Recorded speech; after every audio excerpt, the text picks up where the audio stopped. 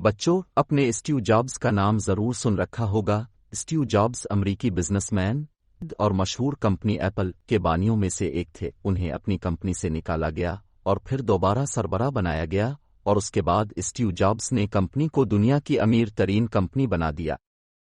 ان کے ایجاد کردہ میوزک پلیئر آئی پوڈ اور آئی فون کی ایک دنیا دیوانی بن گئی۔ اسٹیو جابز جب بھی کوئی نئی پروڈکٹ کی رونمائی کرنے جا رہے ہوتے تو چاہتے تھے کہ وہ عالمی رسالہ ٹائم میگزین کے سرورق کی زینت بنے، CNN پر اس کی تشہیر ہو۔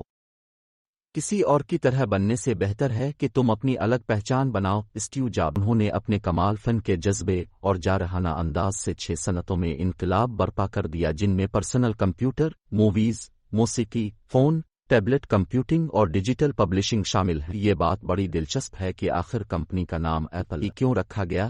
دراصل اسٹیو کا سب سے پسندیدہ پھل سیب تھا، اور وہ اس بات پر یقین رکھتے تھے کہ سیب عقل مندی اور دانش کا نشان ہے۔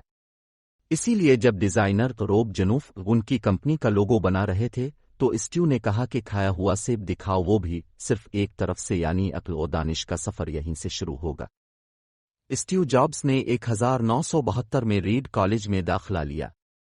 وہاں ان کی دوستی اپنے ہم نام اسٹیو وازنیک سے ہو گئی، اور انہوں نے مل کر کام کرنے اور کوئی نئی ایجاد کرنے کا فیصلہ کیا۔ دی ایپل 1 کمپیوٹر تیار کیا۔ یہاں سے اسٹیو جابز کی زندگی کا نیا دور شروع ہو۔ ان کی کہانی نصیحت آموز ہونے کے ساتھ ساتھ سبق آموز بھی ہے، جو ایجادات، کردار، قیادت، انسانیت کا سبق یاد دلاتی ہے اور رہتی دنیا تک باقی رہے گی۔